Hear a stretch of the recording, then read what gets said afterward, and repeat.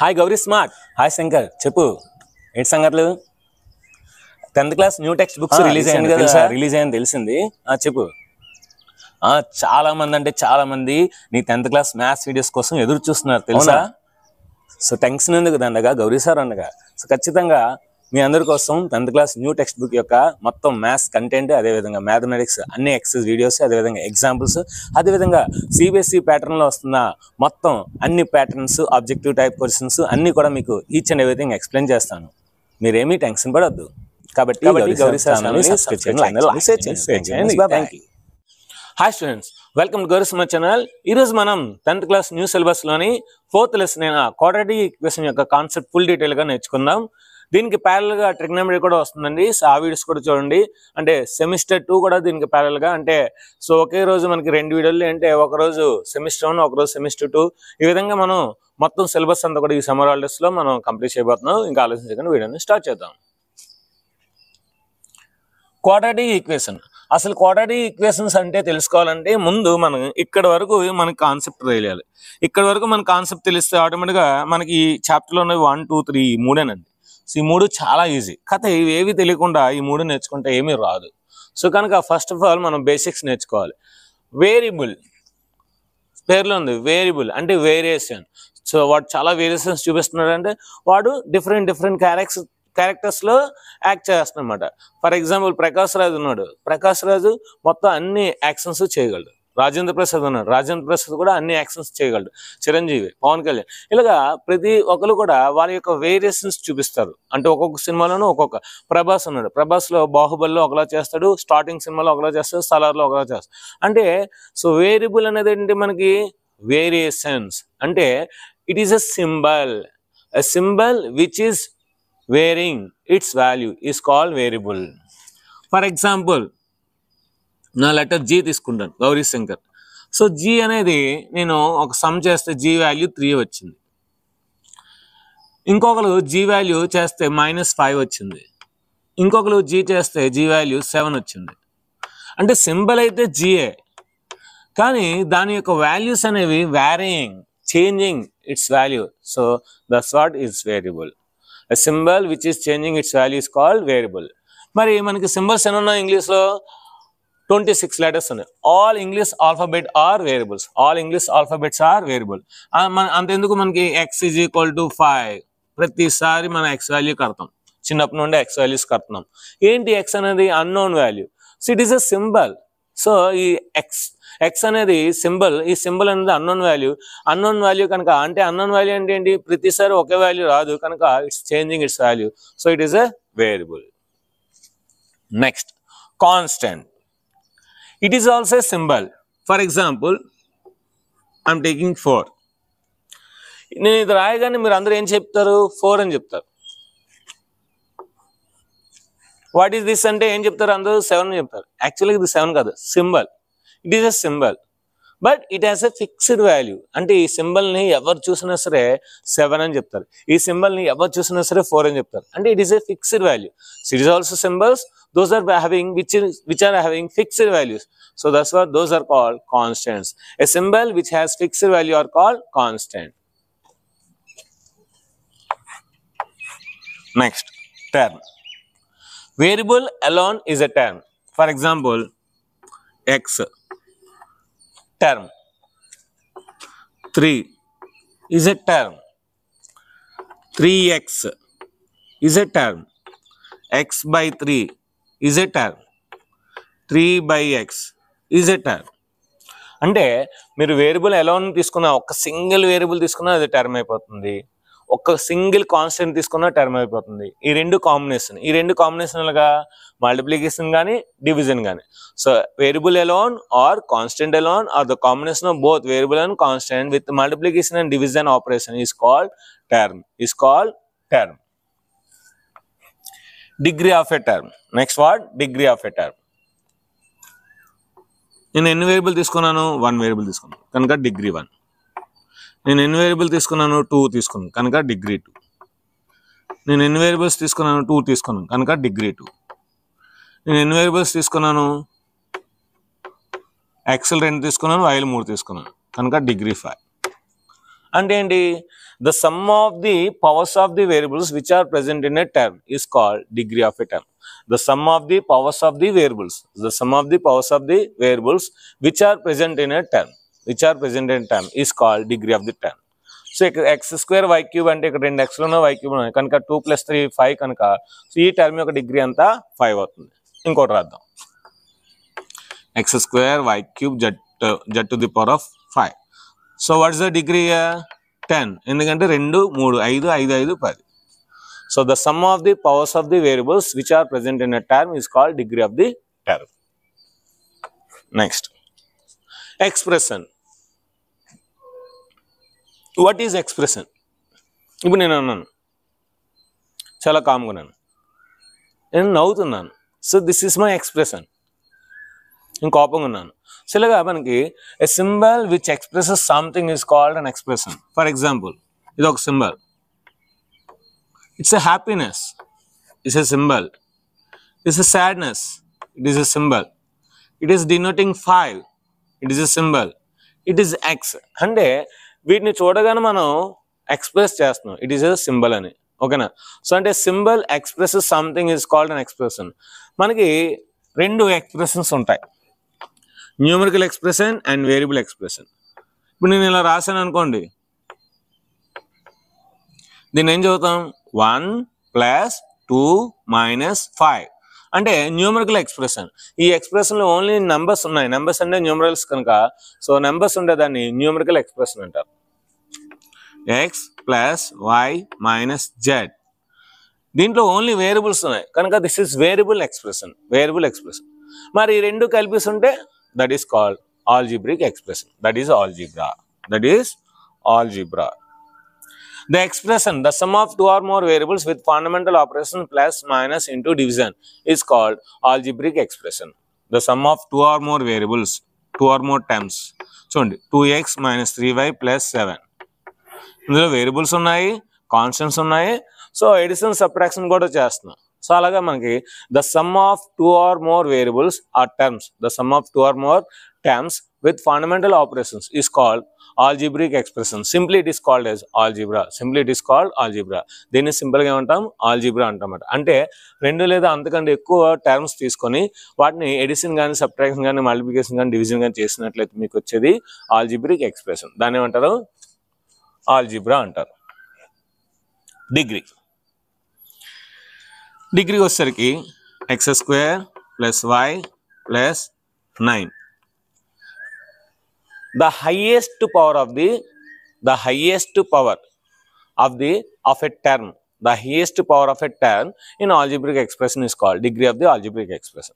అంటే మనకి ఇచ్చిన algebraic expression లో ఉన్న ప్రతి టర్మ్ యొక్క డిగ్రీ ఫైండ్ చేస్తాం, అందులోనే హైయెస్ట్ ఏదైతే ఉంటుందో అదే మనకి degree of the algebraic expression. ఇప్పుడు దీని యొక్క డిగ్రీ ఎంత? 2, దీని డిగ్రీ ఎంత? 1, దీని డిగ్రీ ఎంత? కాన్స్టెంట్ ఏమీ లేదు అంటే ఎక్స్ లేదు, వై లేదు, వేరియబుల్స్ లేవు కనుక దీని డిగ్రీ 0. ఈ 2 1 0లో హైయెస్ట్ ఏంటి? 2 కనుక ఈ ఆల్జీబ్రిక్ ఎక్స్ప్రెషన్ యొక్క డిగ్రీ 2 మాట. x³ + y² + z⁴ 5 + 7. ఇప్పుడు ఈ ఆల్జీబ్రిక్ ఎక్స్ప్రెషన్ యొక్క డిగ్రీ ఎంత? 5, ఎందుకంటే హైయెస్ట్ అదే ఉంది కనుక. The highest power of the highest term is called degree of the algebraic expression. The highest power of a term, the highest power of term which is present in an algebraic expression is called degree of the algebraic expression. అంటే మనకి ఇచ్చిన algebraic expression లోని ఏ term యొక్క power అనేది ఎక్కువ ఉంటుందో దాన్నే ఈ algebraic expression యొక్క డిగ్రీ అంటారు. For example x⁻³ x⁻⁻1 x⁻³ + 9. దీని యొక్క డిగ్రీ ఎంత? ఇది -2, ఇది -1, ఇది 3, ఇది 0 అంటే ఇదే హైయెస్ట్ కనుక దీని యొక్క డిగ్రీ 3. అంటే ఆల్జీబ్రిక్ ఎక్స్ప్రెషన్లో డిగ్రీస్ పాజిటివ్ ఉంటాయి, నెగటివ్స్ ఉంటాయి. డిగ్రీస్ పాజిటివ్ ఉంటాయి, నెగటివ్స్ ఉంటాయి. Example x + 1/x. ఇది ఆల్జీబ్రిక్ ఎక్స్ప్రెషన్ అవుతుందా అవదా అని అవుతుంది, ఎందుకంటే x + 1/x అనేది ఆల్జీబ్రిక్ ఎక్స్ప్రెషన్. అంటే ఇదేంటి? x + x⁻−1 అని రాయొచ్చు. అలాగా మనం మైనస్లు కాకుండా అన్ని పాజిటివ్ తీసుకున్నాం అనుకోండి, an algebraic expression which is having all degrees are positive degrees, then that is called polynomial. polynomial. An algebraic expression which is having all terms are having positive degrees, then that is called polynomial. So polynomial already second chapter మనం నేర్చుకున్నాం, కింద డిస్క్రిప్షన్లో link ఇస్తాను, అది చూడండి, ఇంకా మీకు క్లియర్గా అర్థమవుతుంది. ఇప్పుడు polynomial మనకి టైప్స్ ఉంటాయి. ఏంటి? According to terms, according to degree. According to degree వచ్చేసరికి ఏ polynomial which is having degree 1 is called linear polynomial. A polynomial which is having degree 2 is called quadratic polynomial. A polynomial which is having degree 3 is called cubic polynomial. According to degree. According to term, a polynomial which is having only one term is called monomial. A polynomial which is having only two terms is called binomial. A polynomial which is having only three terms is called trinomial. అయితే ఇప్పుడు మనం ఈ chapter మనం నేర్చుకోవాల్సింది quadratic polynomial, quadratic equation, roots, nature of the roots. దీని గురించి ఇప్పుడు in detail గా నేర్చుకుందాం. Okay, polynomial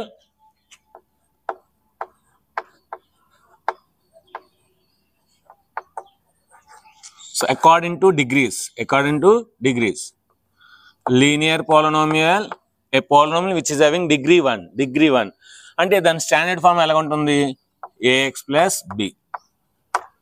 example x plus 5 or x minus 5 or 2x plus 3 ఇలా ఏమైనా ఇచ్చుకోవచ్చు. quadratic polynomial,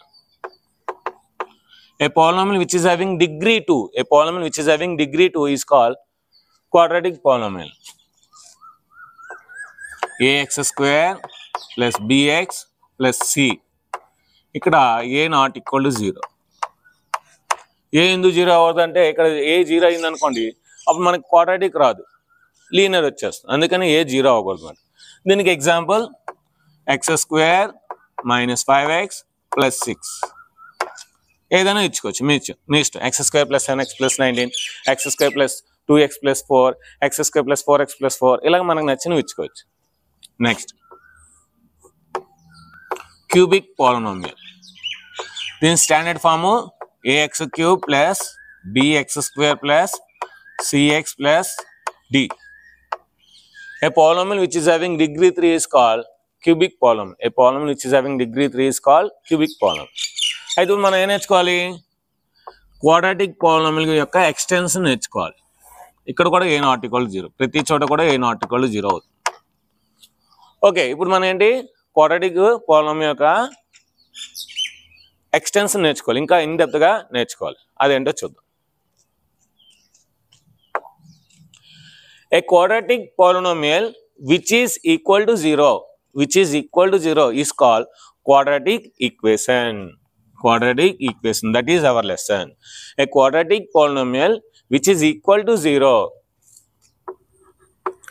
ax square plus bx plus c is equal to 0, where a not equal to 0 is called quadratic equation. A quadratic polynomial which is equal to 0, ఏదైతే మనం quadratic polynomial తీసుకున్నామో దాన్ని కనుక equal to 0 చేసాం అనుకోండి, దాన్ని కనుక మనం ఈక్వల్ టు 0 చేస్తే అదేమవుతుంది? క్వాడ్రాటిక్ ఈక్వేషన్ అవుతుంది. ఈ క్వాడ్రాటిక్ పాలినామియల్ కి మనం ఆల్ఫా కామా బీటా అనే 2 వాల్యూస్ తీసుకున్నాం. ఏంటి? For what values of X the polynomial becomes 0.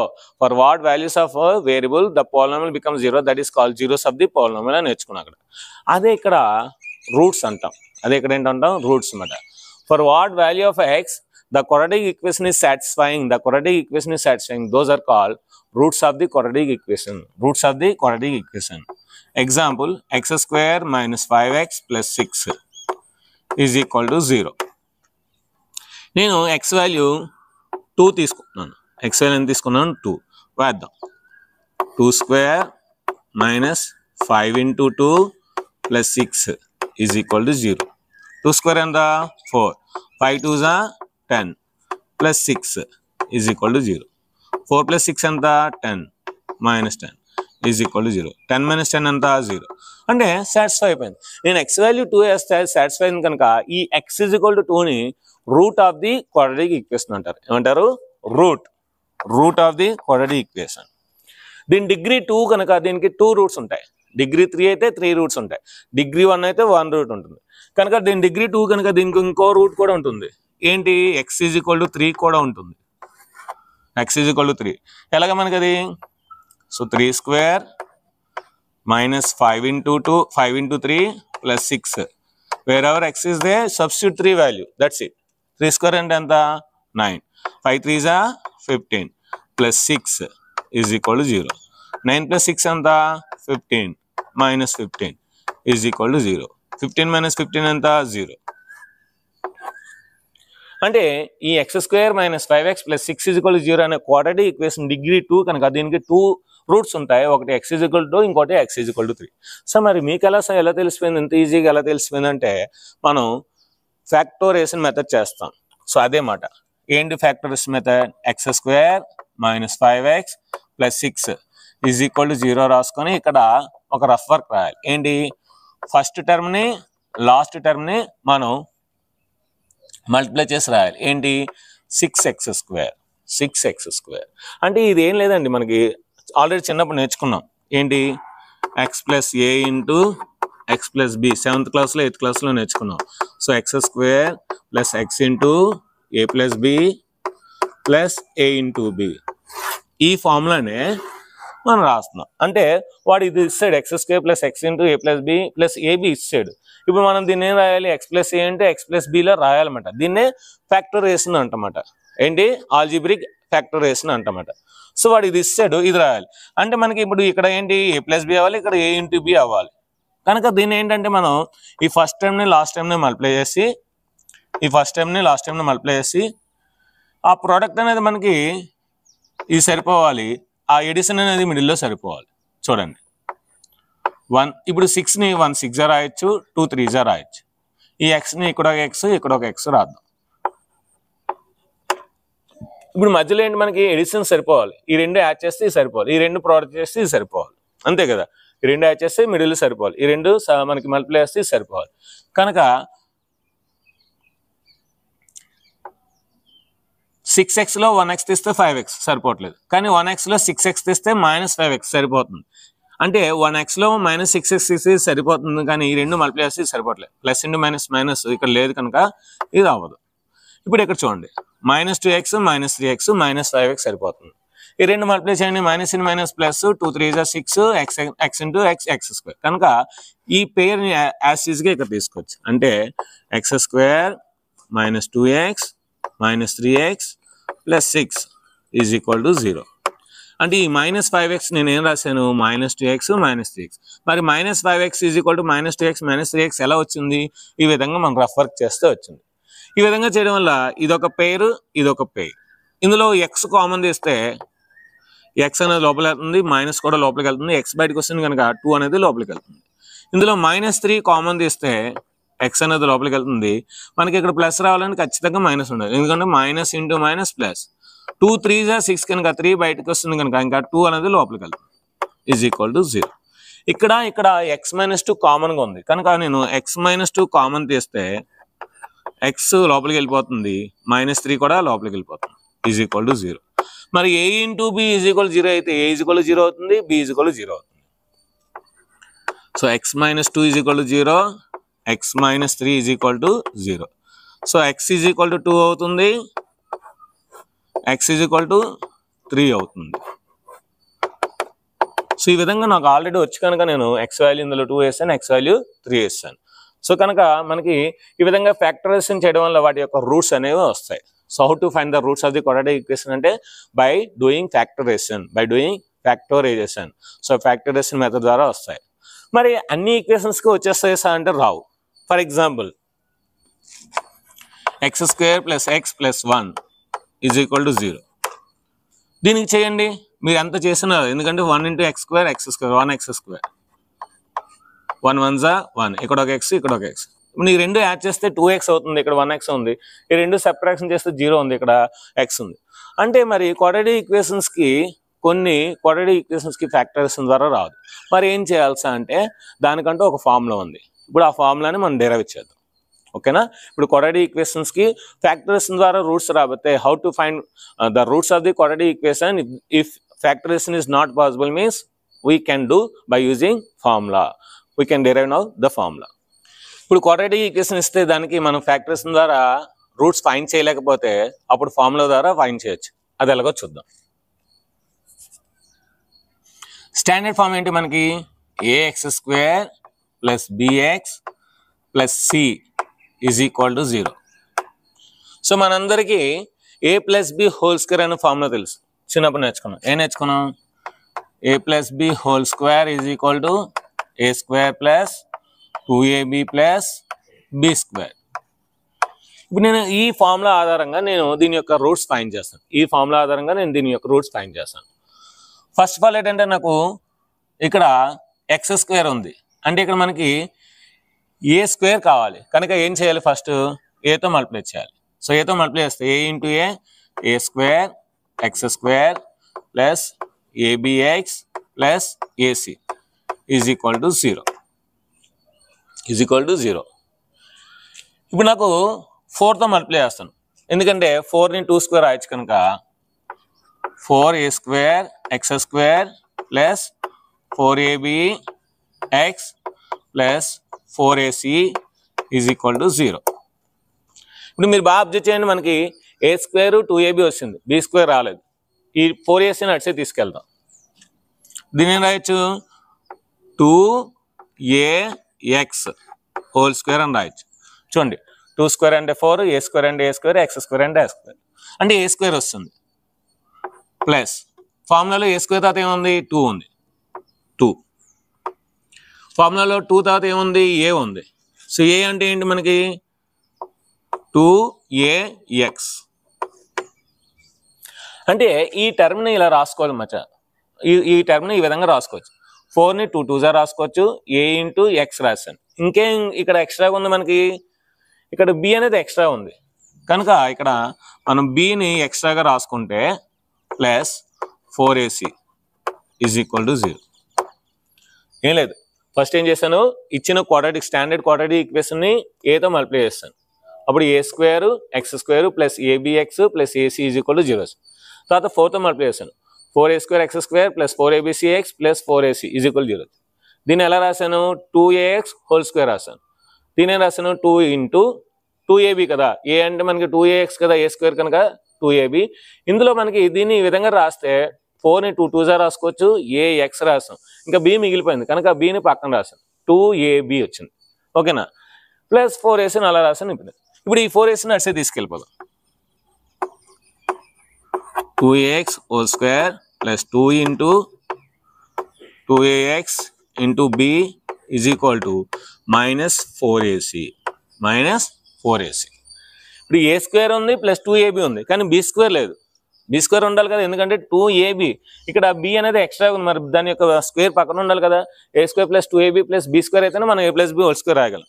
కనుక బోత్ సైడ్ ఏం చేయాలి? b² యాడ్ చేయాలి. Add b² on both sides.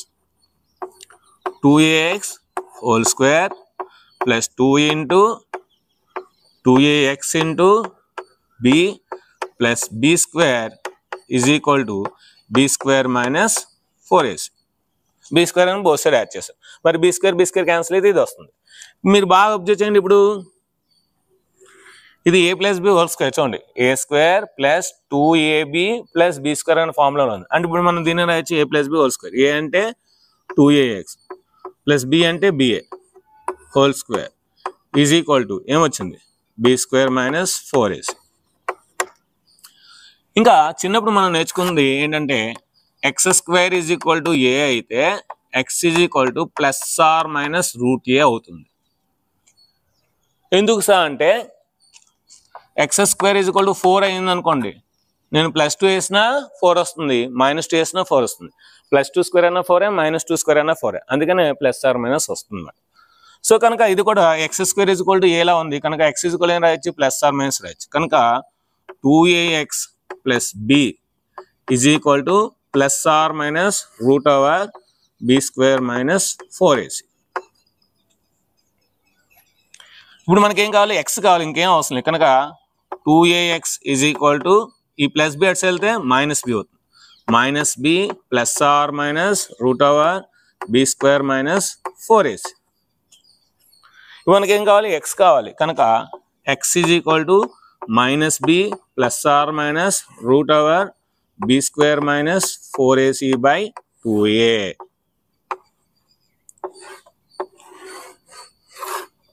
This is called roots of the quadratic equation. ఒక ప్లస్ తీసుకుంటే ఒక రూట్ వస్తుంది, మైనస్ తీసుకుంటే ఇంకో రూట్. ప్లస్ ఆర్ మైనస్ అంటే రెండు ఉన్నాయి కనుక ప్లస్ అంటే ఒక రూట్, మైనస్ అంటే ఇంకో route.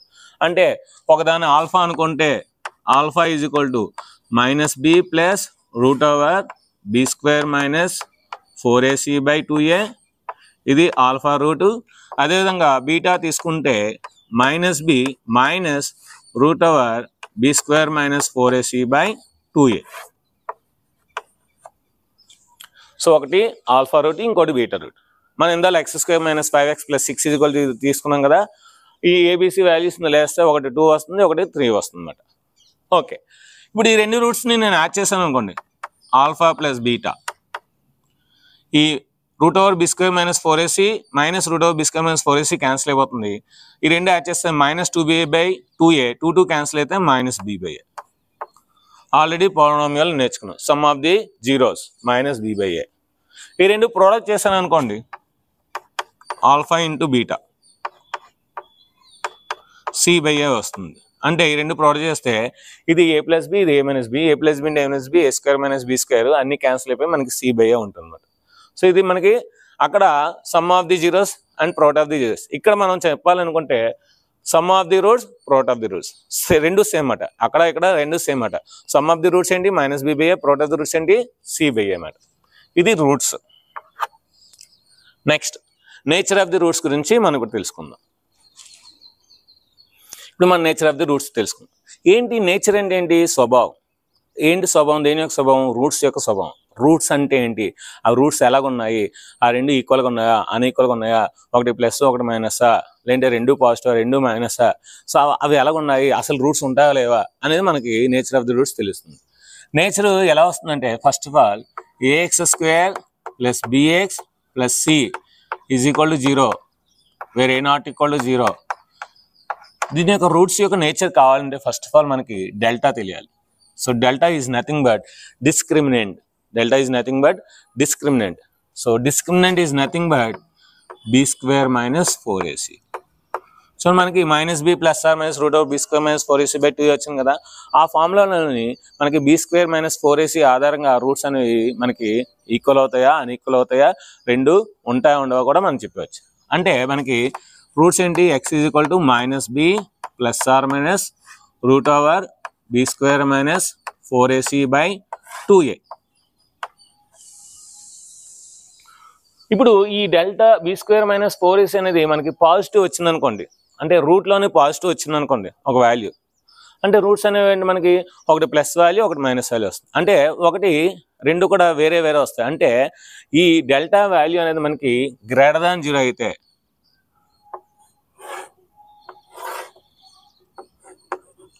If delta is greater than 0 roots ఏమవుతాయంటే మనకి roots are real and unequal.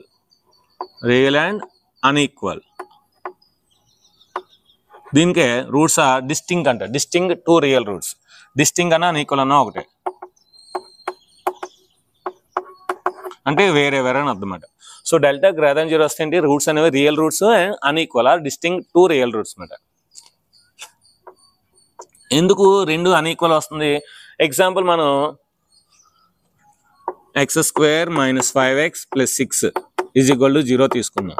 0 తీసుకుంటే దీని యొక్క రూట్స్ ఏంటి? ఒకటి ఎక్స్ ఈజ్ ఈక్వల్ టు 2 వస్తుంది, ఇంకోటి ఎక్స్ ఈజ్ ఈక్వల్ టు 3 వస్తుంది. అంటే రూట్స్ అనేవి రియల్ నెంబర్సే కానీ అన్ఈక్వల్. ఎందుకు? ఇక్కడ delta X square minus 5x plus 6 is equal to 0 తీసుకుంటే దీని యొక్క డెల్టా కడితే నాకు బి స్క్వేర్ అంటే ఎంత? 5 స్క్వేర్ అంటే 25 minus 4ac 4 6 24. So 25 minus 24 that is equal to 1. 1 అంటే ఏంటి? గ్రేటర్ దెన్ కదా, గ్రేటర్ దెన్ 0 కనుక అందుకనే రూట్స్ అనేవి మనకి real and unequal, real and unequal వస్తుంది. ఒకవేళ ఈ డెల్టా 0 వస్తుంది అనుకోండి, అప్పుడు ఈ వాల్యూ ఉండదు. అప్పుడు మనకేంటి? Minus b by 2a. అంటే ఇది 0 కనుక minus b plus 0 by 2a minus b minus 0 by 2a. అంటే రూట్స్ అనేవి ఏంటి? మనకి minus b by 2a minus b by 2 రెండు సార్లు వస్తుంది. అంటే ఒకే వాల్యూ రెండు సార్లు వస్తుంది. అంటే డెల్టా ఈజ్ ఈక్వల్ టు 0 వస్తే roots are real and equal. Roots are real and equal. Real and equal. For example x square minus 6x plus 9 is equal to 0 తీసుకుందాం. ఇలా 0 తీసుకుంటే ఇది చూడండి a minus b whole square లా ఉంది. దీన్ని ఏం రాయొచ్చు, x మైనస్ 3 హోల్ స్క్వేర్ అని రాయొచ్చు కదా. a square minus 2ab 2 3 6 plus 3 square అంటే 9. అంటే దీన్ని ఏం రాయొచ్చు, x minus 3 into x minus 3 is equal to 0. అంటే ఏంటి, x is equal to 3 and x is equal to 3. ఎందుకు ఇలా వచ్చింది, రూట్స్ ఈక్వల్ ఎందుకు వచ్చిందంటే ఇక్కడ డెల్టా వాల్యూ 0 అన్నమాట. డెల్టా కట్టామనుకోండి b square minus 4ac, b అంతే ఇక్కడ 6 స్క్వేర్ అంటే 36 minus 4 into a value 1, c value ఎంత 9, 36 4 9 36, 36లో 36 పోస్తే 0. అంటే ఇక్కడ డెల్టా ఏమొచ్చింది, 0 వచ్చింది. డెల్టా 0 వచ్చింది కనుక వీటి యొక్క రూట్స్ అనేవి ఈక్వల్ అయ్యాయి. డెల్టా 0 వచ్చింది కనుక వీటి యొక్క రూట్స్ అనేవి ఈక్వల్ అయ్యాయి. ఒకవేళ ఈ b square minus 4ac less than 0 వచ్చింది అనుకోండి. లెస్ దెన్ 0 అంటే రూట్లో మైనస్ ఉంటుందా ఎప్పుడైనా, రూట్లో మైనస్ ఉంటే రియల్ రూట్స్ ఉండవన్నమాట. ఒకవేళ if delta is less than 0 then no real roots. No real roots. సింపుల్గా నో రియల్ రూట్స్ అని రాసిగా. సో డెల్టా గ్రేటర్ దెన్ 0 వస్తే roots are real and unequal. Delta is equal 0 వస్తే roots are real and equal. Delta less than 0 అయితే roots are no real roots. No real roots. దీనికి ఇంకా మనం second చాప్టర్లోని పోలినామియల్లో నేర్చుకున్న, లేదంటే థర్డ్ చాప్టర్లోని పెయిర్ ఆఫ్ లీనియర్ ఈక్వేషన్స్లో నేర్చుకున్న గ్రాఫ్ ఆధారంగా కూడా చెప్పచ్చు. ఎలా సార్, మనకి ఈ ax square plus bx plus c అనేది ఒక పారాబోలాను డినోట్ చేస్తుంది. ఒక పారాబోలా. సో యూ ఆకారంలోనే ఒక షేప్ ఉన్న ఆకారంలోనే ఒక గ్రాఫ్ వస్తుంది మీరు కనుక గీసినట్లయితే. మీరు డెల్టా గ్రేటర్ దెన్ 0 వస్తే మీ గ్రాఫ్ అనేది ఇలా రావచ్చు. అంటే ఎక్స్ వాల్యూస్ రెండు పాజిటివ్ రావచ్చు.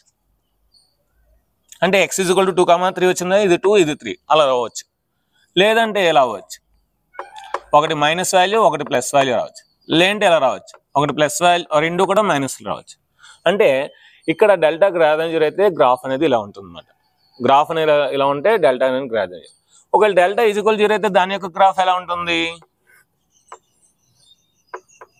చూడండి. 3, 3, 0, 0, -2, 2. అంటే ఒకే దగ్గర గ్రాఫ్ అనేది ఎక్స్ యాక్సిస్ టచ్ చేస్తుంది.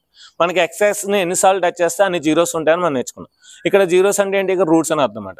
సో ఇక్కడ ఎక్స్ యాక్సిస్ ని 2 times టచ్ చేస్తుంది కనుక 2 zeros, 2 zeros, 2 zeros. ఇక్కడ కూడా అంటే పాసిబిలిటీస్ ఎలాగ ఉండొచ్చు, ఎలాగ ఉండదు, ఎలాగ ఉండొచ్చు, ఇలాగ ఉండొచ్చు, ఇలాగ ఉండొచ్చు, ఇలాగ ఉండొచ్చు. మరి డెల్టా లెస్ దెన్ 0 అయితే గ్రాఫ్ అనేది ఎలా ఉంటుంది తెలుసా, ఇలా ఉంటుంది. అంటే ఎక్స్ యాక్సిస్ టచ్ చేయట్లేదు. మనకి ఎక్స్ యాక్సిస్ టచ్ చేస్తేనే కదా రూట్స్ వస్తాయి. ఎక్స్ యాక్సిస్ టచ్ చేయకపోతే రూట్స్ రావు. ఎలాగ ఉండొచ్చు, లేదంటే ఎలాగ ఉండొచ్చు, లేదంటే ఎలాగ ఉండొచ్చు. ఇలా ఎలాగున్నా సరే ఎక్స్ యాక్సిస్ టచ్ చేయట్లేదు కనుక నో రియల్ రూట్స్ అనమాట. No real roots. సో చాలా చాలా important. Delta is equal b square minus 4ac అనేది ఏమంటాం, డిస్క్రిమినెంట్ అంటాం. ఏమంటాం, డిస్క్రిమినెంట్. చాలా ఇంపార్టెంట్. వాట్ ఈజ్ డిస్క్రిమినెంట్ అంటాడు.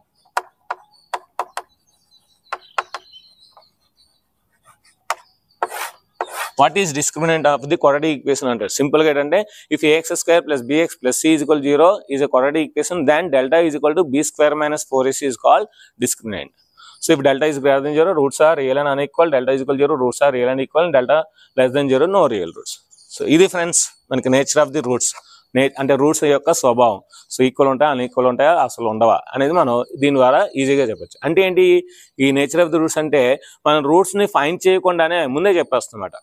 ఒక డెల్టా వాల్యూ ఫైన్ చేస్తున్నాము, గ్రేటర్ దెన్ వచ్చింది అనుకోండి, roots real number and unequal అని చెప్పేస్తాం. మనం ఫైన్ చేసినట్టు ఫైన్ చేయకుండానే చెప్తున్నమాట. అంటే రూట్స్ని ఫైన్ చేయకుండా చెప్పే మంచి క్యాపబుల్ ఉన్న కాన్సెప్ట్ అన్నమాట ఇది. సో ఇది ఫ్రెండ్స్ మనకి క్వాడ్రాటిక్ ఈక్వేషన్ యొక్క మొత్తం ఇన్ డీటెయిల్ కాన్సెప్ట్ అన్నమాట. సో మీకు బాగా అర్థమైంది అనుకుంటున్నాను. సో వీడియో నచ్చితే మనకు వీడియో మీకు బాగా అర్థమైతే కింద నా కామెంట్ సెక్షన్లో సూపర్ స్టార్, మార్వెలస్, ఎక్సలెన్స్, ఎక్స్ట్రాడినరీస్ అని టైప్ చేయండి. అదేవిధంగా మీరు ఏ జిల్లా నుండి మన వీడియోస్ చూస్తున్నారో కూడా నా కామెంట్ సెక్షన్లో చెప్పండి. మీ పేరు, మీ యొక్క స్కూల్ పేరు, అదేవిధంగా మీ యొక్క జిల్లా పేరు, అదేవిధంగా మీ యొక్క స్టేట్ పేరు. తెలంగాణ అయితే తెలంగాణ, ఆంధ్ర అయితే ఆంధ్ర, కర్ణాటక అయితే కర్ణాటక, తమిళనాడు అయితే తమిళనాడు. ఇలాగా మీ యొక్క స్టేట్స్ కూడా నాకు మెన్షన్ చేయండి. అదేవిధంగా వీడియోని మరి ఖచ్చితంగా మీ ఫ్రెండ్స్ అందరికీ షేర్ చేయండి. సో వీడియో నచ్చితే లైక్ చేయండి, షేర్ చేయండి, కామెంట్ చేయండి, సబ్స్క్రైబ్ చేయండి, మీ ఫ్రెండ్స్ అందరికీ షేర్ చేయండి. Thank you very much. Bye. If you like this video, you just like and subscribe the channel and share this video.